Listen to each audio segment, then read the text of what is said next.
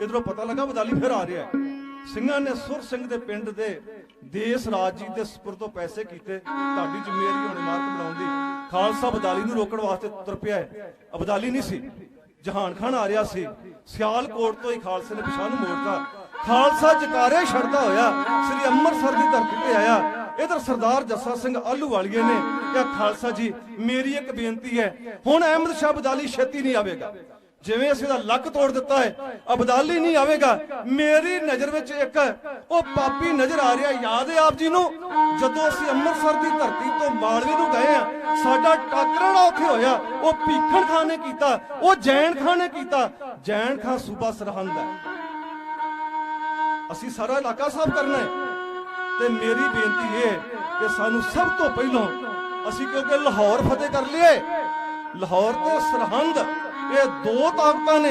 एक ताकत असीं फतेह कर ली है, दूजी ताकत सरहंद नूं फतेह करना है। मेरी बेनती है मेरे मते नूं पास करो, असीं जैन खां नूं सोच के सरहंद फतेह करनी है। सरदार जस्सा सिंह आलूवालिया जी ने मता रखिया, ਸਿੰਘਾਂ ने जकारियां दी गूंज विच प्रवानगी दित्ती। हुण कौम दा जथेदार सरदार जस्सा सिंह आलूवालिया ਸਿੰਘਾਂ ਨੂੰ ਨਾਲ ਲੈ ਕੇ ਛੇਵੇਂ ਪਾਤਸ਼ਾਹ सतगुरु गुरु हरमंदर साहिब महाराज जी के पावन तख्त श्री अकाल तख्त साहिब जी के सन्मुख खड़े होके एक अरदास करता है कि सतगुरु पातशाह महाराज जी बल आप ही ने बख्शिश करना है। जिवें कौम दा जथेदार गुरदेव दे तख्त ते अरदास कर रहे हैं एवें बयान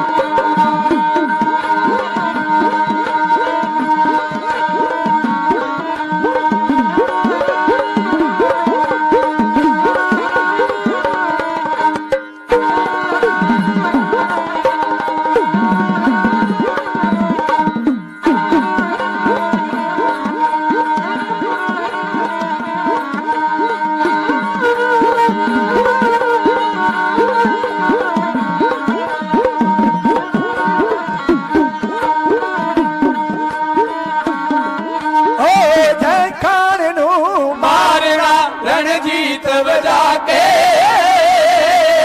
जुल्मी किला सरहंद दा विच खाक मिला के जुल्मी किला सरहंद दा विच खाक मिला के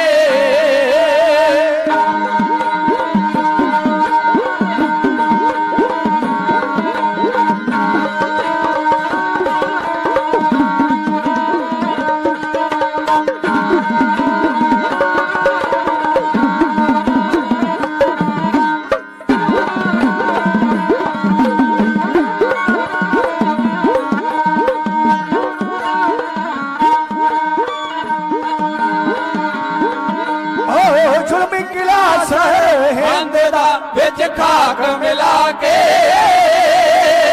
रचना उत्थे फतेहगढ़ गुर फतेह बुला के रचना उत्थे फतेहगढ़ गुर फतेह बुला के सरदार जस्सा सिंह आलूवालिया जी की बड़ी लंबी सोच सी कि जिन्ना चਿਰ ਅਸੀਂ ਸਰਹੰਦ ਨੂੰ ਫਤਿਹ ਨਹੀਂ ਕਰਦੇ ਅਸੀਂ ਕਾਬਜ਼ नहीं हो सकते। 2 ਮਿੰਟ ਮੈਂ ਆਪ ਜੀ ਦੇ ਸਰਦਾਰ ਜੱਸਾ ਸਿੰਘ ਆਲੂਵਾਲੀਆ ਜੀ ਦੇ ਪਿਛੋਕੜ ਵੱਲ ਲੈਣਾ ਚਾਹੁੰਦਾ। ਗੱਜ ਰਾਜਾ ਕਿੱਥੋਂ ਹੋਇਆ? ਗੱਜ ਐੜਾ ਸਾਡਾ ਖਿੱਤਾ ਹੈ ਨਾ, ਇਹਨੂੰ ਮਦਰ ਦੇਸ਼ ਕਹਿੰਦੇ ਸੀ। ਅੱਜ ਕੋਈ ਭਾਵੇਂ ਅਖੰਡ ਭਾਰਤ ਦੀਆਂ ਗੱਲਾਂ ਕਰੀ ਜਾਵੇ, ਨਿੱਕੀਆਂ ਨਿੱਕੀਆਂ ਰਿਆਸਤਾਂ ਸਨ। ਸਭ ਤੋਂ ਵੱਡਾ ਦੇਸ਼ ਹੈ ਮਦਰ ਦੇਸ਼। ਗਜ਼ਨੀ ਤੋਂ ਲੱਗ ਕੇ ਜਮਨਾ ਤੀਕਰ ਦਾ ਇਲਾਕਾ ਇੱਕ ਦੇਸ਼ ਸੀ। ਗੱਜ ਰਾਜਾ ਰਾਜ ਕਰਦਾ ਸੀ। ਗੱਜ ਦਾ ਪੁੱਤਰ ਅੱਗੇ ਹੋਇਆ ਸਾਲਬਹਾਨ, ਜਿਹਨੇ ਸਿਆਲਕੋਟ ਸ਼ਹਿਰ ਵਸਾਇਆ। ਗੱਜ ਰਾਜਾ ਉਹ ਗਜਨੀ ਵੱਲ ਹੀ ਮਾਰਿਆ ਗਿਆ, ਮਰਦਾ ਹੋਇਆ। ਔਰ ਸਾਲਬਹਾਨ ਸਿਆਲਕੋਟ ਦੇ ਵਿੱਚ ਇਹਨੂੰ ਆਪਣੀ ਰਾਜਧਾਨੀ ਬਣਾ ਕੇ ਰਾਜ ਕਰਨ ਲੱਗੇ। ਜਦੋਂ ਮੁਸਲਮਾਨਾਂ ਦੇ ਹਮਲੇ ਹੋਏ, ਇਹਨਾਂ ਨੇ ਸਿਆਲਕੋਟ ਛੱਡ ਕੇ ਤੇ ਇਧਰ ਰੇਗਿਸਤਾਨ ਵਾਲੇ ਪਾਸੇ ਰਿਆਸਤਾਂ ਕਾਇਮ ਕਰ ਲਈਆਂ। ਇਹਨਾਂ ਦੇ ਵਿੱਚੋਂ ਅੱਗੋਂ ਪੱਟੀ ਹੋਏ ਆ, ਜਿਹੜਾ ਪੱਟੀ ਖਾਨਦਾਨ ਚੱਲਦਾ ਹੈ। ਭੱਟੀਆਂ ਦੇ ਵਿੱਚੋਂ ਅੱਗੋਂ ਜੈਸਲ ਰਾਏ ਹੋਇਆ, ਜਿਹਨੇ ਜੈਸਲਮੇਰ ਨਗਰ ਵਸਾਇਆ। ਜੈਸਲਮੇਰ ਦੇ ਅੱਗੋਂ ਖਾਨਦਾਨ ਦੇ ਵਿੱਚੋਂ ਇੱਕ ਰਾਜਾ ਹੋਇਆ ਹਰ ਰਾਏ। ਉਸ ਵੇਲੇ ਅਕਬਰ ਦਾ ਰਾਜ ਆ ਗਿਆ ਸੀ। ਅਕਬਰ ਦੀ ਇੱਕ ਨੀਤੀ ਸੀ, ਅਕਬਰ ਰਾਜ ਪਕਾਨੇ ਦੇ ਵਿੱਚ ਰਾਜਪੂਤ ਜਿਹੜੇ ਰਾਜੇ ਸਨ, ਆਪਣੀਆਂ ਲੜਕੀਆਂ ਦੇ ਡੋਲੇ ਦੇ ਦੇ ਕੇ ਉਹਨਾਂ ਨੇ ਆਪਣੀਆਂ ਰਿਆਸਤਾਂ ਬਚਾਈਆਂ ਸਨ। ਉਹਨੇ ਹਰ ਰਾਏ ਨੂੰ ਵੀ ਸਨੇਹ ਭੇਜਿਆ ਕਿ ਆਪਣੀ ਲੜਕੀ ਦਾ ਡੋਲਾ ਦੇ ਜੇ ਰਿਆਸਤ ਬਚਾਉਣੀ ਹੈ। ਹਰ ਰਾਏ ਦੀ ਲੜਕੀ ਨਹੀਂ ਸੀ ਹੈਗੀ। ਉਹਨੇ ਕਿਹਾ ਮੇਰੀ ਲੜਕੀ ਨਹੀਂ ਹੈਗੀ। ਉਹਨੇ ਕਿਹਾ ਤੇਰੇ ਭਰਾ ਦੀ ਤਾਂ ਹੈਗੀ ਹੈ ਨਾ। ਉਹਦੇ ਭਰਾ ਦਾ ਨਾਮ ਸੀ ਤੁਲਸੀ ਰਾਣਾ। ਉਹਦਾ ਭਰਾ ਜਿਹੜਾ ਸੀ ਉਹਨੇ ਕਿਹਾ ਨਾਲ ਮਰ ਜਾਣਾ ਚੰਗਾ ਹੈ, ਮੈਂ ਲੜਕੀ ਦਾ ਡੋਲਾ ਅਕਬਰ ਨੂੰ ਨਹੀਂ ਦੇਵਾਂਗਾ। ਉਹਨੇ ਰਾਜਪਤਾਨੇ ਨੂੰ ਛੱਡਿਆ ਤੇ ਪੰਜਾਬ ਨੂੰ ਆ ਗਿਆ। ਅੱਗੋਂ ਉਹਦੇ ਪਰਿਵਾਰ ਦੇ ਵਿੱਚੋਂ ਅੱਗੇ ਆ ਕੇ ਭਾਈ ਸੈਣਾ ਸਿੰਘ ਹੋਇਆ। ਸੈਣਾ ਸਿੰਘ ਦਾ ਪੁੱਤਰ ਸੀ ਵਧਾਵਾ ਸਿੰਘ। ਇਹ 6ਵੇਂ ਪਾਤਸ਼ਾਹ ਮਹਾਰਾਜ ਜੀ ਦੀ ਫੌਜ ਵਿੱਚ ਸ਼ਾਮਲ ਹੋ ਗਏ ਸਨ। ਇਹ ਰਾਜਪੂਤ ਸਨ, ਆਪਣੇ ਨਾਵਾਂ ਦੇ ਨਾਲ ਸਿੰਘ ਲਾਉਂਦੇ ਸਨ। ਸੈਣਾ ਸਿੰਘ ਦਾ ਪੁੱਤਰ ਸੀ ਵਧਾਵਾ ਸਿੰਘ। ਵਧਾਵਾ ਸਿੰਘ ਦਾ ਪੁੱਤਰ ਅੱਗੇ ਸੀ ਗੰਡਾ ਸਿੰਘ। ਗੰਡਾ ਸਿੰਘ ਨੇ ਲਾਹੌਰ ਤੇ ਹਮਲੇ ਕਰਨੇ ਸ਼ੁਰੂ ਕਰ ਦਿੱਤੇ। ਲਾਹੌਰ ਦਾ ਉਸ ਵੇਲੇ ਦਾ ਹਾਕਮ ਹੈ ਦਿਲਾਵਰ ਖਾਨ, ਉਹ ਬੜਾ ਪਰੇਸ਼ਾਨ ਹੋਇਆ। ਉਹਨੇ ਗੰਡਾ ਸਿੰਘ ਨੂੰ 5 ਪਿੰਡ ਜ਼ਗੀਰ ਦੇ ਰੂਪ ਵਿੱਚ ਦੇ ਦਿੱਤੇ। ਆਲੂ, ਹਾਲੋ, ਤੂਰ, ਚੱਕ ਤੇ ਸਾਧੋ। ਇਹ 5 ਪਿੰਡ ਸਨ ਜਿਹੜੇ ਗੰਡਾ ਸਿੰਘ ਨੂੰ ਦਿਲਾਵਰ ਖਾਨ ਨੇ ਜ਼ਗੀਰ ਦੇ ਰੂਪ ਵਿੱਚ ਦਿੱਤੇ। ਗੰਡਾ ਸਿੰਘ ਦਾ ਪੁੱਤਰ ਅੱਗੋਂ ਸੀ ਸਾਧੂ ਸਿੰਘ, ਤੇ ਸਾਧੂ ਸਿੰਘ ਦਾ ਪੁੱਤਰ ਸੀ ਅੱਗੇ ਗੋਪਾਲਾ। ਗੋਪਾਲੇ ਦਾ ਪੁੱਤਰ ਹੈ ਦੇਵਾ, ਤੇ ਦੇਵੇ ਦਾ ਪੁੱਤਰ ਜਿਹੜਾ ਸੀ ਅੱਗੇ ਸੀ ਬਦਰਾ। ਇਹ 3 ਭਰਾ ਸਨ, ਇਹ ਛੋਟਾ ਸੀ। ਬਦਰੇ ਨੇ ਸਤਿਗੁਰੂ ਗੁਰੂ ਗੋਬਿੰਦ ਸਿੰਘ ਮਹਾਰਾਜ ਜੀ ਦੇ ਕੋਲੋਂ ਅੰਮ੍ਰਿਤ ਪਾਨ ਕੀਤਾ, ਉਹ ਬਦਰ ਸਿੰਘ ਬਣ ਗਿਆ। ਬਦਰ ਸਿੰਘ ਤੇ ਮਾਤਾ ਜੀਵਨ ਕੌਰ ਜੀ ਦੀ ਕੁੱਖੋਂ 3 ਮਈ 1718 ਈਸਵੀ ਨੂੰ ਸਰਦਾਰ ਜੱਸਾ ਸਿੰਘ ਆਲੂਵਾਲੀਆ ਦਾ ਜਨਮ ਹੁੰਦਾ ਹੈ। 4 ਸਾਲ ਦਾ ਸੀ ਜਦੋਂ ਪਿਤਾ ਚੜ੍ਹਾਈ ਕਰ ਗਿਆ। ਮਾਂ ਨੇ ਪੁੱਤਰ ਦੀ ਪਰਵਰਿਸ਼ ਕੀਤੀ। ਮੈਂ ਅਕਸਰ ਇੱਕ ਬੇਨਤੀ ਕਰਿਆ ਕਰਦਾ ਹੈ ਕਿ ਮਾਂ ਚਾਹੇ ਪੁੱਤ ਨੂੰ ਸੰਤ ਬਣਾ ਦੇ ਤੇ ਮਾਂ ਚਾਹੇ ਚੋਰ ਬਣਾ ਦੇ, ਮਾਂ ਚਾਹੇ ਭਗਤ ਬਣਾ ਦੇ ਭਾਵੇਂ ਸੂਰਮਾ ਬਣਾ ਦੇ, ਕਿਉਂਕਿ ਬੱਚੇ ਦੀ ਪਰਵਰਿਸ਼ ਦੇ ਵਿੱਚ ਮਾਂ ਦਾ ਜ਼ਿਆਦਾ ਰੋਲ ਹੈ। ਕਦੀ ਧਰੂ ਆਪਣੀ ਮਾਂ ਦੀ ਬਾਪੂ ਦੀ ਗੋਦੀ 'ਚ ਬੈਠਾ ਸੀ ਨਾ, ਤੇ ਮਤਰਈ ਮਾਂ ਨੇ ਪਾਸੇ ਕਰ ਦਿੱਤਾ ਸੀ। ਉਹਨੇ ਸਕੀ ਮਾਂ ਨੂੰ ਪੁੱਛਿਆ, ਮਾਂ ਬਾਪੂ ਦੀ ਗੋਦੀ 'ਚ ਬੈਠਾ ਸਾਂ, ਪਾਸੇ ਕਿਉਂ ਕਰ ਦਿੱਤਾ ਹੈ? ਉਹਨੇ ਕਿਹਾ, ਮਾਂ ਪੁੱਤ ਸਾਡੀ ਕਿਸਮਤ। ਮੈਂ ਸਮਝਦਾ ਜੇ ਮਾਂ ਇਹ ਗੱਲ ਕਹਿ ਦਿੰਦੀ ਕਿ ਪੁੱਤ ਜਿੰਨੇ ਪਾਸੇ ਕੀਤਾ ਉਹ ਤੇਰੀ ਮਤਰਈ ਮਾਂ ਹੈ, ਤੇ ਹੋ ਸਕਦਾ ਹੈ, ਮੇਰਾ ਦਾਵਾ ਨਹੀਂ ਹੈ, ਹੋ ਸਕਦਾ ਮੈਂ 100% ਹੀ ਗਲਤ ਹੋਵਾਂ, ਪਰ ਮੈਨੂੰ ਲੱਗਦਾ ਹੈ ਧਰੂ ਦੇ ਮਨ 'ਚ ਹੋ ਸਕਦਾ ਈਰਖਾ ਪੈਦਾ ਹੋ ਜਾਂਦੀ ਕਿ ਇਹ ਕੌਣ ਹੁੰਦੀ ਹੈ ਬਾਪੂ ਦੀ ਗੋਦੀ 'ਚ ਮੈਨੂੰ ਪਾਸੇ ਕਰਨ ਵਾਲੀ। ਮਾਂ ਸਿਆਣੀ ਸੀ, ਉਹਨੇ ਕਿਹਾ ਪੁੱਤ ਸਾਡੀ ਕਿਸਮਤ। ਮਾਂ ਕਿਸਮਤ ਕੀ ਹੁੰਦੀ ਹੈ, ਕਿਵੇਂ ਬਣਦੀ ਹੈ? ਮਾਲਕ ਦੀ ਬੰਦਗੀ ਕੀਤਿਆਂ। ਤੇ ਮਾਂ ਫਿਰ ਪਰਮਾਤਮਾ ਦੀ ਬੰਦਗੀ ਕਰ ਲਈ ਨੇ, ਉਹ ਪਰਮਾਤਮਾ ਦੀ ਬੰਦਗੀ ਕਰ ਲਈ। ਮਾਂ ਨੇ ਤੋਰਿਆ ਨਾ ਉਸ ਪਾਸੇ। ਬਾਬਾ ਫਰੀਦ ਜੀ ਨੂੰ ਮਾਂ ਨੇ ਆਖਿਆ ਸੀ ਕਿ ਪੁੱਤ ਨਮਾਜ਼ ਪੜ੍ਹ। ਮਾਂ ਨਮਾਜ਼ ਪੜ੍ਹਿਆ ਕੀ ਮਿਲਦਾ ਹੈ? ਪੁੱਤ ਸ਼ੱਕਰ ਮਿਲਦੀ ਹੈ। ਤੇ ਫਰੀਦ ਜੀ ਨਮਾਜ਼ ਪੜ੍ਹਨ ਲੱਗ ਪਏ। ਮਾਂ ਨੇ ਮਸੱਲੇ ਥੱਲੇ ਸ਼ੱਕਰ ਦੀ ਕੌਲੀ ਰੱਖ ਦਿੱਤੀ। ਇਹ ਰੁਟੀਨ ਚੱਲ ਪਿਆ ਰੋਜ਼ ਹੀ। ਇੱਕ ਦਿਨ ਨਾ ਰੱਖੀ ਤੇ ਫਰੀਦ ਜੀ ਨੇ ਜਦੋਂ ਮਸੱਲਾ ਚੁੱਕਿਆ ਥੱਲੇ ਸ਼ੱਕਰ ਨਹੀਂ ਸੀ। ਮਾਂ ਦਾ ਮਨ ਥੋੜਾ ਜਿਹਾ ਉਦਾਸ ਹੋਇਆ, ਜੇ ਸ਼ੱਕਰ ਨਹੀਂ ਕਿਤੇ ਫਰੀਦ ਦਾ ਮਨ ਉਦਾਸ ਨਾ ਹੋ ਜਾਵੇ। ਬਾਬਾ ਫਰੀਦ ਜੀ ਨੇ ਮਾਂ ਦਾ ਚਿਹਰਾ ਪੜ੍ਹ ਕੇ ਕਿਹਾ, ਮਾਂ ਠੀਕ ਹੈ, ਸ਼ੱਕਰ ਦਾ ਲਾਲਚ ਦੇ ਕੇ ਮਾਲਕ ਦੀ ਬੰਦਗੀ ਦੇ ਨਾਲ ਤੂੰ ਜੋੜਿਆ ਹੈ, ਪਰ ਮਾਲਕ ਦੀ ਬੰਦਗੀ ਕਰਦੇ ਜਿਹੜਾ ਵਿੱਚੋਂ ਆਤਮਿਕ ਰਸ ਮਿਲਿਆ ਹੈ ਨਾ, ਉਹ ਤੇ ਇੰਨਾ ਮਿੱਠਾ ਹੈ, ਸ਼ੱਕਰ ਤੇ ਫਿੱਕੀ ਰਹਿ ਗਈ ਹੈ। ਫਰੀਦਾ ਸ਼ੱਕਰ ਖੰਡ ਨਵਾਤ ਗੁੜ ਮਾਖਿਓ ਮਾਝਾ ਦੁੱਧ ਸਭੋ ਵਸਤੂ ਮਿੱਠੀਆਂ ਰੱਬ ਨਾ ਪੁੱਜਣ ਤੁਧ। ਪਰਮਾਤਮਾ ਦੇ ਨਾਮ ਰਸ ਜਿੰਨੀਆਂ ਥੋੜੀ ਮਿੱਠੀਆਂ ਮਾਂ ਨੇ ਤੋਰਿਆ ਸੀ। ਖੈਰ ਜਿਹੜੀ ਮੈਂ ਬੇਨਤੀ ਕਰ ਰਿਹਾ, ਜੱਸਾ ਸਿੰਘ ਆਲੂ ਵਾਲਿਆ ਜੀ ਦੀ ਮਾਂ ਆਪ ਗੁਰਬਾਣੀ ਪੜ੍ਹਦੀ ਹੈ ਤੇ ਪੁੱਤਰ ਨੂੰ ਵੀ ਨਾਲ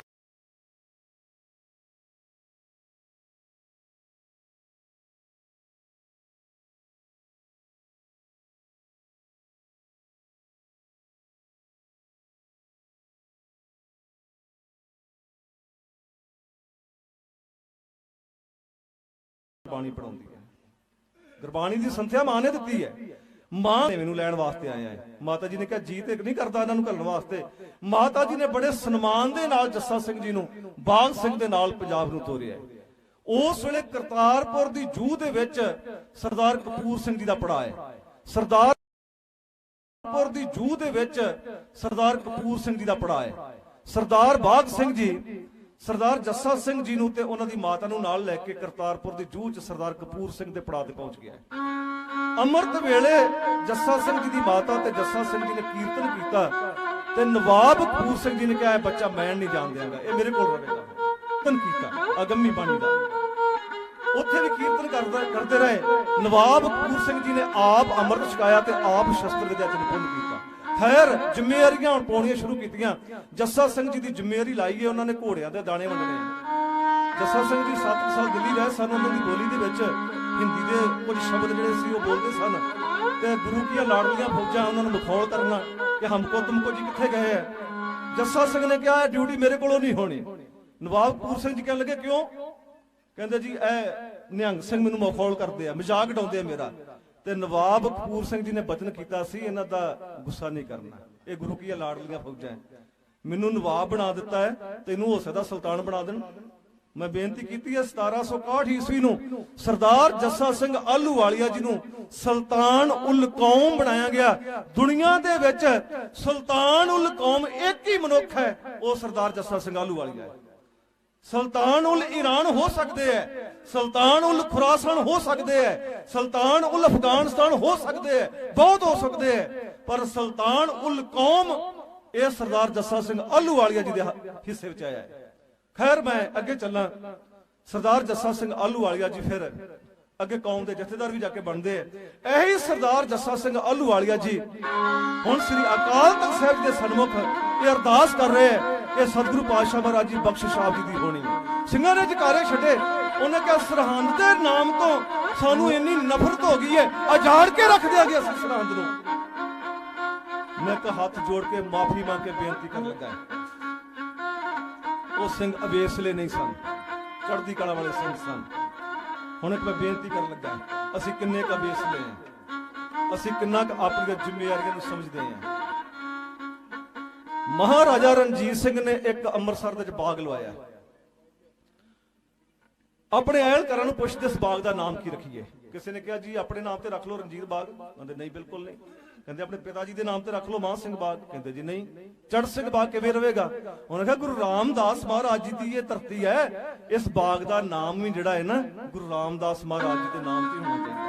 ਉਹਨਾਂ ਨਾਮ ਰੱਖਿਆ ਰਾਮ ਬਾਗ। ਇਹ ਬਹੁਤ ਵੱਡਾ ਬਾਗ ਸੀ, ਜਿਹੜਾ ਰਾਮ ਬਾਗ ਬਾਜ਼ਾਰ ਹੈ ਸਾਰਾ ਬਾਗ ਹੀ ਸੀ, ਜਿੱਥੇ ਅੱਜ ਰਾਮ ਬਾਗ ਥਾਣਾ ਹੈ। ਬੱਸ ਸਟੈਂਡ ਤੋਂ ਲਹਿੰਦੇ ਵਾਲਾ ਪਾਸਾ ਜਿੱਥੇ ਸਿਵਲ ਹਸਪੀਟਲ ਸਾਰਾ ਇਲਾਕਾ ਇਹ ਬਾਗ ਸੀ। ਅੰਗਰੇਜ਼ ਆਏ, ਉਹਨਾਂ ਨੇ ਅੱਧੇ ਤੋਂ ਜ਼ਿਆਦਾ ਬਾਗ ਕੱਢ ਦਿੱਤਾ।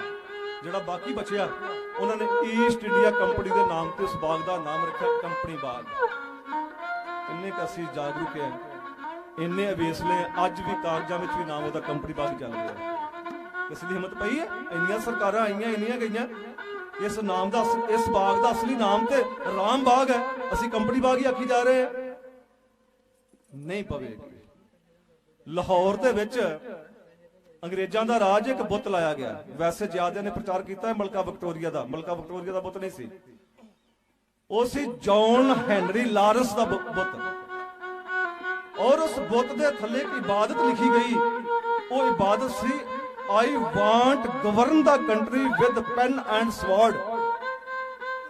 ਮਤਲਬ ਇਹਦਾ ਇਹ ਸੀ ਕਿ ਮੈਂ ਚਾਹੁੰਦਾ ਹਾਂ ਇਸ ਦੇਸ਼ ਤੇ ਰਾਜ ਕਰਾਂ ਪੈਨ ਤੇ ਤਲਵਾਰ ਦੀ ਤਾਕਤ ਦੇ ਨਾਲ।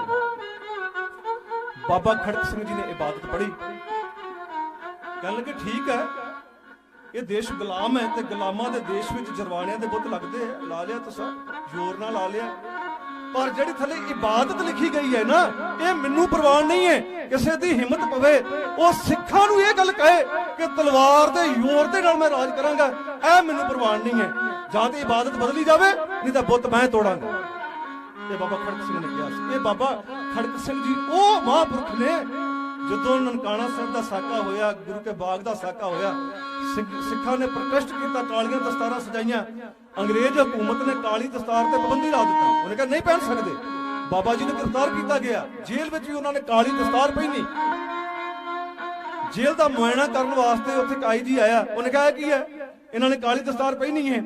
ਬਾਬਾ ਖੜਕ ਸਿੰਘ ਜੀ ਦੀ ਜ਼ਬਰਦਸਤੀ ਕਾਲੀ ਦਸਤਾਰ ਉਤਾਰੀ ਗਈ ਤੇ ਬਾਬਾ ਖੜਕ ਸਿੰਘ ਜੀ ਨੇ ਆਪਣੇ ਤਨ ਦੇ ਬਸਤਰ ਲਾ ਦਿੱਤੇ। ਇਹ ਘਟਨਾ ਜਨਵਰੀ 1923 ਈਸਵੀ ਦੀ ਹੈ, ਡੇਰਾ ਗਾਜੀ ਖਾਂ ਜੇਲ੍ਹ ਦੇ ਵਿੱਚ। ਉਹਨੇ ਕਿਹਾ ਜੇ ਮੇਰਾ ਸਿਰ ਨੰਗਾ ਹੈ ਤੇ ਮੈਨੂੰ ਕੋਈ ਹੱਕ ਨਹੀਂ ਕਿ ਮੈਂ ਤਨ ਤੇ ਬਸਤਰ ਪਹਿਨਾ। ਬਾਬਾ ਖੜਕ ਸਿੰਘ ਜੀ 4.5 ਸਾਲ ਕਸ਼ਹਿਰੇ ਵਿੱਚ ਰਹੇ, ਗਰਮੀ ਵੀ ਆਈ, ਸਰਦੀ ਵੀ ਆਈ, ਬਾਬਾ ਜੀ ਨੇ ਤਨ ਤੇ ਬਸਤਰ ਨਹੀਂ ਪਹਿਨਿਆ। ਇੱਕ ਕਸ਼ਹਿਰੇ ਦੇ ਵਿੱਚ ਉਹਨਾਂ ਨੇ 4.5 ਸਾਲ ਕੱਟੇ। ਮੇਰੇ ਕੋਲ ਤਸਵੀਰ ਹੈ ਉਹਨਾਂ ਦੀ, ਜਦੋਂ 4.5 ਸਾਲ ਬਾਅਦ ਉਹ ਜੇਲ੍ਹ ਚੋਂ ਰਿਹਾ ਹੋਏ, ਉਹ ਕਸ਼ਹਿਰੇ ਦੇ ਵਿੱਚ ਰਿਹਾ ਹੋਏ। ਆ ਕੇ ਜੇ ਉਹਨਾਂ ਨੇ ਪਹਿਨੀ ਤੇ ਸਭ ਤੋਂ ਪਹਿਲਾਂ ਸਿਰ ਦੇ ਉੱਤੇ ਕਾਲੀ ਦਸਤਾਰ ਪਹਿਨੀ। ਮਜ਼ਾ ਆ ਗਿਆ ਕਿ ਕੌਮ ਦਾ ਲੀਡਰ ਹੈ ਕੋਈ। 4.5 ਸਾਲ ਕਸ਼ਹਿਰੇ ਚ ਬਤੀਤ ਕੀਤੇ, ਜੇ ਆ ਕੇ ਪਹਿਨਿਆ ਤੇ ਸਭ ਤੋਂ ਪਹਿਲਾਂ ਉਹਨਾਂ ਨੇ ਕਾਲੀ ਦਸਤਾਰ ਪਹਿਨੀ। ਉਹਨੇ ਕਿਹਾ ਇਹਨਾਂ ਨੂੰ ਕੀ ਹੱਕ ਹੈ, ਸਾਡੀ ਮਰਜ਼ੀ, ਅਸੀਂ ਦਸਤਾਰ ਕਾਲੀ ਪਹਿਨੀਏ, ਅਸੀਂ ਨੀਲੀ ਪਹਿਨੀਏ, ਅਸੀਂ ਪੀਲੀ ਪਹਿਨੀਏ, ਇਹ ਕੌਣ ਹੁੰਦੇ ਰੋਕਾ ਲਾਉਣ ਵਾਲੇ। ਉਸ ਬਾਬਾ ਖੜਕ ਸਿੰਘ ਜੀ ਨੇ ਕਿਹਾ ਜੇ 8 ਦਿਨ ਦੇ ਅੰਦਰ ਇਬਾਦਤ ਨਾ ਬਦਲੀ ਗਈ ਤੇ ਬੁੱਤ ਮੈਂ ਢਾ ਦਿਆਂਗਾ। ਉਸੇ ਵੇਲੇ ਹੀ ਵਿਚਾਰਾਂ ਹੋਈਆਂ, ਅਗਲੇ ਦਿਨ ਹੀ ਇਬਾਦਤ ਬਦਲੀ ਗਈ। ਪਤਾ ਕੀ ਲਿਖਿਆ, I want serve the country with pen and perceive। ਪੜ੍ਹੇ ਲਿਖੇ ਬੈਠੇ ਹੋ, ਸਮਝ ਰਹੇ ਹੋਗੇ। I want govern the country, ਮੈਂ ਚਾਹਣਾ ਦੇਸ਼ ਤੇ ਰਾਜ ਕਰਨਾ। I want serve the country, ਮੈਂ ਚਾਹਣਾ ਦੇਸ਼ ਦੀ ਸੇਵਾ ਕਰਨਾ। ਬਦਲ ਗਏ ਸ਼ਬਦ। with pen and sword, pen ਤੇ ਤਲਵਾਰ ਦੀ ਤਾਕਤ ਦੇ ਨਾਲ। ਪਰ ਜਿਹੜੀ ਮੁੜ ਕੇ ਇਬਾਦਤ ਲਿਖੀ ਗਈ, ਉਹ ਚ ਲਿਖਿਆ ਗਿਆ with pen and perceive, pen ਤੇ ਲੋਕਾਂ ਦੀਆਂ ਭਾਵਨਾਵਾਂ ਨੂੰ ਸਮਝ ਕੇ। ਇਹਨੂੰ ਕਹਿੰਦੇ ਆ ਆਗੂ। ਬਦਲ ਕੇ ਰੱਖ ਦਿੱਤਾ। ਜਾਗਦੀ ਜ਼ਮੀਰ ਵਾਲੇ ਸਨ, ਵੇਸਲੇ ਨਹੀਂ ਸਨ। ਮੈਂ ਬੇਨਤੀ ਕਰ ਰਿਹਾ, ਅਸੀਂ ਤਾਂ ਵੇਸਲੇ। ਸਿੰਘਾਂ ਨੇ ਕਿਹਾ ਸਰਹੰਦ ਤੋਂ ਸਾਨੂੰ ਬਿਲਕੁਲ ਨਫ਼ਰਤ ਹੋ ਗਈ ਹੈ, ਉਜਾੜ ਕੇ ਰੱਖ ਦਿਆਂਗੇ। ਸ੍ਰੀ ਅਕਾਲ ਤਖਤ ਸਾਹਿਬ ਦੇ ਸਨਮੁਖ ਅਰਦਾਸਾਂ ਕਰਕੇ ਨਗਾਰੇ ਤੇ ਚੋਟਾਂ ਲਾਈਆਂ। ਇਹ ਜਥਾ ਸ੍ਰੀ ਅਕਾਲ ਤਖਤ ਸਾਹਿਬ ਤੋਂ ਬਖਸ਼ਾ ਲੈ ਕੇ ਹੁਣ ਮਾਲਵੇ ਨੂੰ ਤੁਰ ਪਿਆ। ਸਰਦਾਰ ਜੱਸਾ ਸਿੰਘ ਆਹਲੂਵਾਲੀਆ ਜੀ ਦੀ ਅਗਵਾਈ ਦੇ ਵਿੱਚ ਬਿਆਸਾ ਪਾਰ ਕੀਤਾ, ਸਤਲੁਜ ਪਾਰ ਕੀਤਾ। ਸਤਲੁਜ ਪਾਰ ਕਰਕੇ ਸਿੰਘਾਂ ਨੇ ਕਿਹਾ ਜਥੇਦਾਰ ਸਾਹਿਬ ਕੀ ਹੁਕਮ ਹੈ। ਸਰਦਾਰ ਜੱਸਾ ਸਿੰਘ ਆਹਲੂਵਾਲੀਆ ਨੇ ਕਿਹਾ ਮੈਂ ਚਾਹੁੰਦਾ ਅਸੀਂ ਬਾਬਾ ਬੰਦਾ ਸਿੰਘ ਬਹਾਦਰ ਵਾਲਾ ਪੈਂਤੜਾ ਵਰਤੀਏ। ਉਹਨੇ ਕਿਹਾ ਜੀ ਸਮਝੇ ਨਹੀਂ ਹੈ। ਉਹਨੇ ਕਿਹਾ ਬਾਬਾ ਬੰਦਾ ਸਿੰਘ ਬਹਾਦਰ ਨੇ ਸਰਹੰਦ ਫਤਿਹ ਕੀਤੀ ਸੀ, ਪਤਾ ਹੈ, ਪਰ ਉਹਨੇ ਉਸ ਤੋਂ ਪਹਿਲਾਂ ਲਾਗਾ ਚਾਗਾ ਸਾਰਾ ਜਿਹੜਾ ਸੀ ਸਾਫ਼ ਕਰ ਦਿੱਤਾ ਸੀ। ਉਹਨਾਂ ਨੇ ਠਸਕੇ ਨੂੰ ਜਿੱਤਿਆ, ਸਮਾਣੇ ਨੂੰ ਜਿੱਤਿਆ, ਕਪੂਰੀ ਨੂੰ ਜਿੱਤਿਆ, ਸਾਰਾ ਲਾਗਾ ਚਾਗਾ ਸਾਫ਼ ਕਰ ਦਿੱਤਾ ਸੀ। ਮੈਂ ਚਾਹੁੰਦਾ ਪਹਿਲਾਂ ਲਾਗਾ ਸਾਫ਼ ਕਰੀਏ। ਸਾਨੂੰ ਸਭ ਤੋਂ ਪਹਿਲਾਂ ਮਲੇਰਕੋਟਲੇ ਤੇ ਹਮਲਾ ਕਰਨਾ ਚਾਹੀਦਾ ਹੈ। ਮਲੇਰਕੋਟਲੇ ਦਾ ਹਾਕਮ ਹੈ ਭੀਖਣ ਖਾਨ। ਵੱਡਾ ਘੱਲੂਘਾਰਾ ਜਦੋਂ ਹੋਇਆ, ਸਭ ਤੋਂ ਪਹਿਲਾਂ ਜਦੋਂ ਸਿੰਘ ਜਾਂਦੇ ਆ ਤੇ ਸਿੰਘਾਂ ਤੇ ਜਿੰਨੇ ਹਮਲਾ ਕੀਤਾ ਉਹ ਭੀਖਣ ਖਾਨ ਸੀ। ਇਹ ਭੀਖਣ ਖਾਨ ਕੌਣ ਹੈ? 2 ਮਿੰਟ ਮੈਂ ਇਸ ਪਾਸੇ ਵੀ ਲੈਣਾ ਚਾਹੁੰਦਾ। ਮਲੇਰ ਕੋਟਲਾ ਨਗਰ ਹੈ, ਇੱਥੇ ਨਗਰ ਸੀ ਮਲੇਰ ਸਿੰਘ ਰਾਜਪੂਤ ਨੇ ਵਸਾਇਆ ਸੀ, ਮਲੇਰ ਨਗਰ। ਔਰ ਉਸ ਤੋਂ ਬਾਅਦ ਦੇ ਵਿੱਚ ਇੱਕ ਮੁਸਲਮਾਨ ਹੋਇਆ ਸ਼ੇਖ ਸਰਦਾਰ ਉਦੀਨ ਬੇਲੋਲ ਖਾਂ ਲੋਦੀ ਦੀ ਲੜਕੀ ਦੇ ਨਾਲ ਇਹਦੀ ਸ਼ਾਦੀ ਹੋਈ। ਤੇ ਠਾਠ ਪਿੰਡ ਨੂੰ ਜਗੀਰ ਵਿੱਚ ਮਿਲਿਆ। ਸ਼ੇਖ ਸਰਦਾਰ ਉਦ-ਦੀਨ ਦੇ ਪਰਿਵਾਰ ਦੇ ਵਿੱਚੋਂ ਅੱਗੇ ਹੋਇਆ ਕਿ ਬਾਜ਼ੀਦ ਖਾਨ। ਮੈਂ ਇੱਕ ਬੇਨਤੀ ਕਰਾਂ, ਵਜ਼ੀਰ ਖਾਨ, ਬਾਜੀਦ ਖਾਨ, ਇਹ ਤਿੰਨ ਮਨੁੱਖ ਹੈ। ਮੇਰੀ ਕੌਮ ਦੇ ਪ੍ਰਚਾਰਕਾਂ ਨੇ ਇਹਨਾਂ ਨੂੰ ਮਿਲਗੋ ਬਾਜਾ ਕਰ ਦਿੱਤਾ ਹੈ, ਇਕੱਠੇ ਕਰ ਦਿੱਤਾ ਹੈ। ਵਜ਼ੀਰ ਖਾਨ ਨੂੰ ਵਜੀਦਾ ਆਖੀ ਜਾਂਦੇ ਆ, ਬਿਲਕੁਲ ਨਹੀਂ। ਵਜੀਦਾ ਹੋਰ ਹੈ, ਵਜ਼ੀਰ ਖਾਨ ਹੋਰ ਹੈ। ਵਜ਼ੀਰ ਖਾਨ ਕੁੰਜਪੁਰੇ ਦਾ ਰਹਿਣ ਵਾਲਾ ਹੈ, ਵਜੀਦਾ ਜਿਹੜਾ ਹੈ ਕਸੂਰ ਦਾ ਰਹਿਣ ਵਾਲਾ ਹੈ। ਵਜ਼ੀਰ ਖਾਨ ਸਰਹੰਦ ਦਾ ਸੂਬੇਦਾਰ ਹੈ, ਜਿਨਨੇ ਗੁਰਦੇਵ ਪਾਤਸ਼ਾਹ ਜੀ ਦੇ ਛੋਟੇ ਸਾਹਿਬਜ਼ਾਦੇ ਨੂੰ ਸ਼ਹੀਦ ਕੀਤਾ ਹੈ। ਵਜ਼ੀਦਾ ਵੀ ਬਾਅਦ ਸਰਹੰਦ ਦਾ ਸੂਬੇਦਾਰ ਰਿਹਾ ਹੈ, ਪਰ ਬਾਅਦ ਵਿੱਚ ਰਿਹਾ ਹੈ। ਵਜ਼ੀਰ ਖਾਨ ਨੂੰ ਬੰਦਾ ਸਿੰਘ ਬਹਾਦਰ ਨੇ ਮਾਰਿਆ 1710 ਈਸਵੀ ਚ, 12 ਮਈ 1710 ਨੂੰ। ਵਜ਼ੀਦਾ ਵੀ ਬੰਦਾ ਸਿੰਘ ਬਹਾਦਰ ਦੇ ਹੱਥੋਂ ਹੀ ਮਰਿਆ ਹੈ, ਪਰ 1714 ਈਸਵੀ ਦੇ ਵਿੱਚ। ਬਾਜ਼ੀਦ ਖਾਨ ਉਹ ਹੈ ਜਿਹਦੀ ਮੈਂ ਆਪ ਜੀ ਨਾਲ ਸਾਂਝ ਬਣਾ ਰਿਹਾ ਹਾਂ। ਇਹ ਸ਼ੇਖ ਸਰਦਾਰ ਉਦ-ਦੀਨ ਦੇ ਖਾਨਦਾਨ ਚੋਂ ਹੈ। ਔਰੰਗਜ਼ੇਬ ਨੂੰ ਕਿਤੇ ਨੇ ਸ਼ੇਰ ਦੇ ਹਮਲੇ ਤੋਂ ਬਚਾਇਆ ਸੀ ਤੇ ਔਰੰਗਜ਼ੇਬ ਖੁਸ਼ ਹੋ ਗਿਆ, ਉਹਨੇ ਨੂੰ ਨਵਾਬੀ ਦਿੱਤੀ ਹੈ। ਮਲੇਰ ਕੋਟਲੇ ਦੀ ਨਵਾਬੀ ਸਭ ਤੋਂ ਪਹਿਲਾਂ ਬਾਜ਼ੀਦ ਖਾਨ ਤੋਂ ਸ਼ੁਰੂ ਹੁੰਦੀ ਹੈ। ਉਹਨੇ ਉੱਥੇ ਕਿਲਾ ਬਣਾਇਆ ਜਿਹਦਾ ਨਾਂ ਕੋਟਲਾ ਰੱਖਿਆ, ਮਲੇਰ ਪਲੱਸ ਕੋਟਲਾ, ਮਲੇਰ ਕੋਟਲਾ ਬਣ ਗਿਆ। ਔਰ ਬਾਜ਼ੀਦ ਖਾਨ ਦਾ ਅੱਗੋਂ ਜਿਹੜਾ ਪੁੱਤਰ ਹੈ ਉਹ ਹੈ ਗੁਲਾਮ ਹੁਸੈਨ ਦਾ ਭਰਾ ਸੀ ਜਮਾਲ ਖਾਨ ਦਾ ਪੁੱਤਰ ਹੈ ਭੀਖਣ ਖਾਨ ਉਹ ਜਿਹਨੇ ਸਿੰਘਾਂ ਦੇ ਵੱਡੇ ਘੱਲੂਘਾਰੇ ਵਾਲੇ ਸਮੇਂ ਤੇ ਸਿੰਘਾਂ ਤੇ ਪਹਿਲਾ ਹਮਲਾ ਕੀਤਾ ਹੈ। ਸਰਦਾਰ ਜੱਸਾ ਸਿੰਘ ਆਹਲੂਵਾਲੀਆ ਨੇ ਕਿਹਾ ਪਹਿਲਾਂ ਮੈਨੂੰ ਭੀਖਣ ਖਾਨ ਨਜ਼ਰ ਆ ਰਿਹਾ। ਸਿੰਘਾਂ ਨੇ ਮਲੇਰ ਕੋਟਲੇ ਤੇ ਹਮਲਾ ਕੀਤਾ, ਭੀਖਣ ਖਾਨ ਮਾਰਿਆ ਗਿਆ, ਮਲੇਰ ਕੋਟਲਾ ਫਤਿਹ ਕੀਤਾ, ਸਿੰਘ ਅੱਗੇ ਨੂੰ ਚੱਲੇ ਹੈ। ਹੁਣ ਮਰਿੰਡੇ ਤੇ ਹਮਲਾ ਕੀਤਾ ਹੈ, ਮਰਿੰਡੇ ਦੇ ਜਾਨੀ ਖਾਨ ਤੇ ਮਾਨੀ ਖਾਨ ਲੁਕ ਗਏ, ਸਿੰਘਾਂ ਨੇ ਧੂ ਕੇ ਬਾਹਰ ਕੱਢੇ, ਇਹਨਾਂ ਨੂੰ ਸੋਧਾ ਲਾਇਆ। ਹੁਣ ਖਾਲਸੇ ਨੇ ਖੇੜੀ ਪਿੰਡ ਤੇ ਹਮਲਾ ਕੀਤਾ ਹੈ। ਖੇੜੀ ਆਪਾਂ ਜਾਣਦੇ ਹਾਂ ਗੰਗੂ ਦਾ ਪਿੰਡ ਹੈ, ਗੰਗੂ ਤੇ ਉਦੋਂ ਮਰ ਗਿਆ ਸੀ। ਇਹਦੇ ਪਰਿਵਾਰ ਦੇ ਮੈਂਬਰਾਂ ਨੂੰ ਖਾਲਸੇ ਨੇ ਚੁਣ ਕੇ ਮਾਰਿਆ, ਖੇੜੀ ਨੂੰ ਉਜਾੜਿਆ। ਖਾਲਸਾ ਹੁਣ ਕੁਰਾਲੀ ਵਾਲੇ ਪਾਸੇ ਨੂੰ ਤੁਰਿਆ ਹੈ। ਉਧਰ ਜੈਨ ਖਾਨ ਦਾ ਇੱਕ ਦੀਵਾਨ ਲక్ష్ਮੀ ਨਾਰਾਇਣ ਇਹ ਕੁਰਾਲੀ ਵਾਲੇ ਪਾਸਿਓਂ ਖਰਾਜ ਕਰਾ ਰਿਹਾ ਸੀ। ਇਹਨੇ ਵੇਖਿਆ ਖਾਲਸੇ ਦਾ ਤੂਫਾਨ ਚੜਿਆ ਹੁੰਦਾ ਹੈ। ਇਹ ਕਿਸੇ ਤਰੀਕੇ ਨਾਲ ਬਚ ਕੇ ਸਰਹੰਦ ਆ ਗਿਆ। ਸਰਹੰਦ ਆ ਕੇ ਇਹਨੇ ਜੈਨ ਖਾਨ ਨੂੰ ਗੱਲ ਕਹੀ, ਕਹਿਣ ਲੱਗਾ ਸੂਬੇਦਾਰ ਸਾਹਿਬ, ਜੋ ਮੈਂ ਵੇਖ ਕੇ ਆ ਰਿਹਾ ਖਾਲਸੇ ਦਾ ਚੜਿਆ ਹੋਇਆ ਤੂਫਾਨ ਉਹ ਨਹੀਂ ਰੁਕ ਸਕੇਗਾ, ਕੋਈ ਸਾਨੂੰ ਹੀਲਾ ਕਰਨਾ ਚਾਹੀਦਾ ਹੈ। ਜੈਨ ਖਾਨ ਕਹਿਣ ਲੱਗਾ ਇੰਨਾ ਘਬਰਾ ਗਿਆ, ਕਹਿੰਦਾ ਘਬਰਾਉਣ ਵਾਲੀ ਗੱਲ ਹੈ, ਜਿਵੇਂ ਖਾਲਸਾ ਤੂਫਾਨ ਦੇ ਰੂਪ ਵਿੱਚ ਆ ਰਿਹਾ ਨਹੀਂ ਰੋਕਿਆ ਜਾਵੇਗਾ। ਜੈਨ ਖਾਨ ਕਹਿਣ ਲੱਗਾ ਲక్ష్ਮੀ ਨਾਰਾਇਣ, ਜੰਗਾਂ ਮੈਦਾਨੇ ਜੰਗ ਵਿੱਚ ਹੀ ਨਹੀਂ ਲੜੀਆਂ ਜਾਂਦੀਆਂ, ਤੂੰ ਵੇਖ ਮੈਂ ਕੀ ਕਰਦਾ ਹੈ। ਉਹਨੇ ਕਿਹਾ ਕੀ ਕਰੋਗੇ? ਉਹਨੇ ਕਿਹਾ ਇਹਨਾਂ ਨੂੰ ਲਾਲਚ ਦਿੰਦੇ ਆ ਥੋੜਾ ਜਿਹਾ ਪਹਾੜਾਂ ਵਾਲੇ ਪਾਸੇ ਇੱਕ ਜਗੀਰ ਦੇ ਦਿੰਦੇ, ਇਹਨਾਂ ਲੜ ਕੇ ਆਪੇ ਆਪਸ ਵਿੱਚ ਮਰ ਜਾਣਾ। ਜੈਨ ਖਾਨ ਕਾਗਜ਼ ਦੀ ਹਿੱਕ ਦੇ ਤੇ 4 ਸ਼ਬਦ ਲਿਖਦਾ ਹੈ, ਇੱਕ ਖਤ ਲਿਖਦਾ ਹੈ। ਉਹ ਖਤ ਲਿਖਦਾ ਹੈ ਸਰਦਾਰ ਜੱਸਾ ਸਿੰਘ ਆਹਲੂਵਾਲੀਆ ਨੂੰ, ਪਰ ਉਹਦੀ ਹਿੰਮਤ ਨਹੀਂ ਪਈ ਕਿ ਮੈਂ ਇਹ ਖਤ ਸਰਦਾਰ ਜੱਸਾ ਸਿੰਘ ਆਹਲੂਵਾਲੀਆ ਜੀ ਨੂੰ ਸਿੱਧਾ ਪਹੁੰਚਾ ਸਕਾਂ। ਉਹ ਖਤ ਬਾਬਾ ਆਲਾ ਸਿੰਘ ਨੂੰ ਭੇਜਦਾ ਹੈ। ਬਾਬਾ ਆਲਾ ਸਿੰਘ ਦੇ ਰਾਹੀਂ ਭਾਈ ਨਾਨੂ ਸਿੰਘ ਦੇ ਰਾਹੀਂ ਉਹ ਖਤ ਸਰਦਾਰ ਜੱਸਾ ਸਿੰਘ ਆਹਲੂਵਾਲੀਆ ਜੀ ਕੋਲ ਆਉਂਦਾ ਹੈ। ਸਰਦਾਰ ਜੱਸਾ ਸਿੰਘ ਆਹਲੂਵਾਲੀਆ ਸਿੰਘਾਂ ਦੇ ਵਿੱਚ ਬੈਠ ਕੇ ਉਸ ਖਤ ਨੂੰ ਪੜ੍ਹਦਾ ਹੈ। ਆਓ ਤੱਕੀਏ ਕਿ ਜੈਨ ਖਾਨ ਨੇ ਉਸ ਖਤ ਵਿੱਚ ਲਿਖਿਆ ਕੀ ਹੈ। ਕਾਗਜ਼ ਦੀ ਹਿੱਕ ਤੇ ਲਿਖੇ ਹੋਏ 4 ਸ਼ਬਦ, ਢਾਡੀ ਕਲਾ ਦੀ ਬਣ ਗਈ ਹੈ ਬੈਂਤ, ਐਵੇਂ ਬਿਆਨ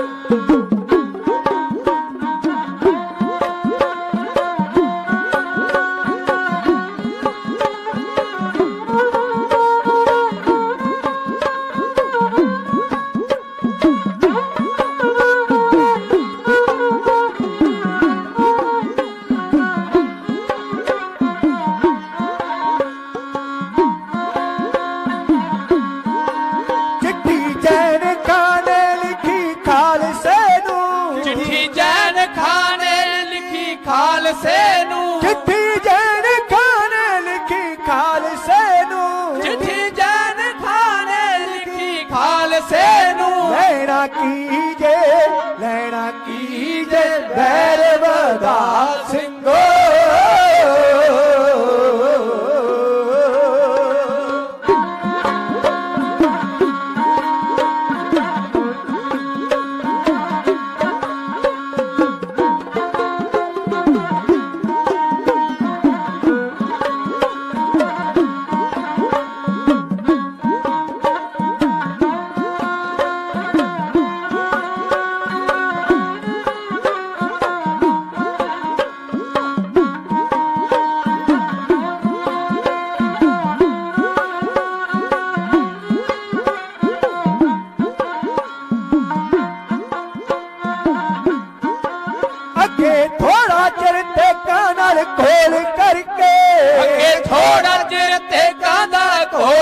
करके अगे थोड़ा चिर ते कनल कोल करके अगे थोड़ा चिर ते कनल खोल करके देख ले आजे जोर अजमा सिंगो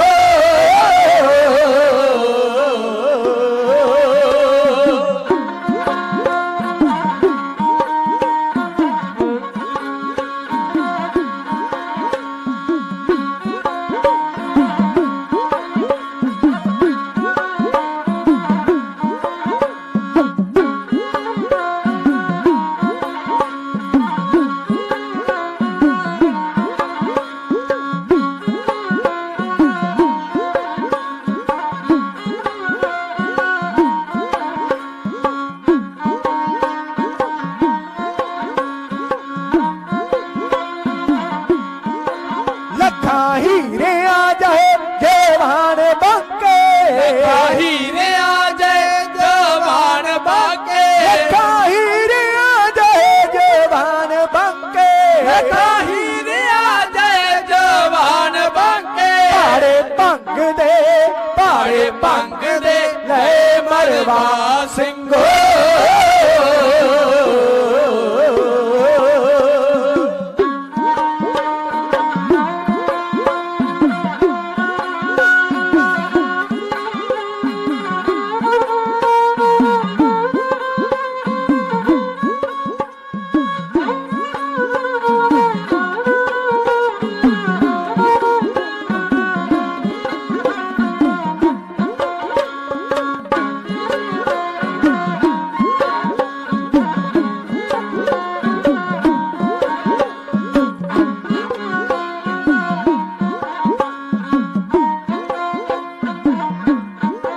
मारू देन के आमती कल्लूकारा मारू देन कयामती कल्लूकारा मारू देन के आमती कल्लूकारा मारू देन कयामती कल्लूकारा ऐडी छेती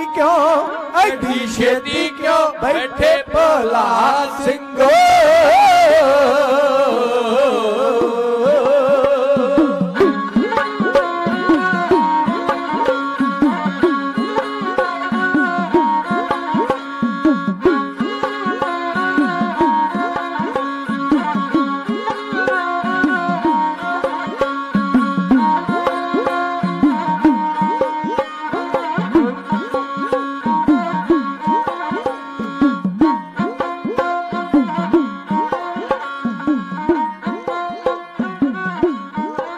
केड़ा शाह दोरानी नू जित सकू केड़ा शाह दोरानी नू जित सकू केड़ा शाह दोरानी नू जित सकू केड़ा शाह दोरानी नू जित सकू जी दे वल